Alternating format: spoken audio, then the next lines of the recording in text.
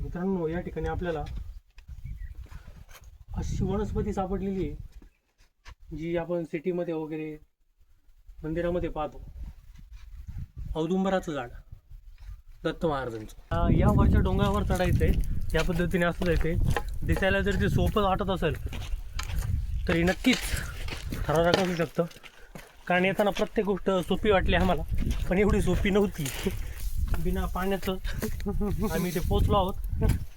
थोडा वेडेपणा म्हणता येईल या गोष्टीला, पण असा वेडेपणा करणे गरजेचे आहे.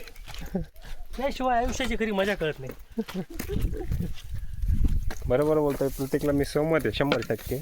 मित्रांनो, एक महत्त्वाची गोष्ट, जेव्हा आपण कधी जंगलामध्ये ट्रेकमध्ये कुठेही जाऊ तेव्हा या अशा प्रकारची काठी किंवा काटेची काठी सोबत असणं खूप गरजेचं आहे. जेणेकरून जर कोणत्या जनावराने, जंगली जनावराने आपल्याला हल्ला केला तर आपल्याला त्याचं प्रत्युत्तर देता येईल. हा लाख मोलाचा सल्ला आहे.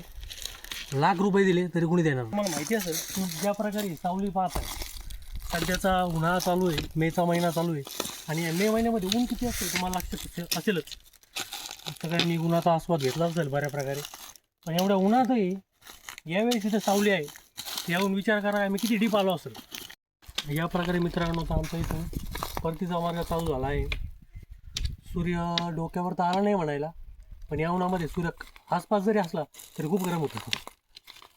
तर परतीच्या मार्गाने आम्ही निघत आहोत. चला, तुम्ही पण आनंद घ्या परतीच्या मार्गाचा.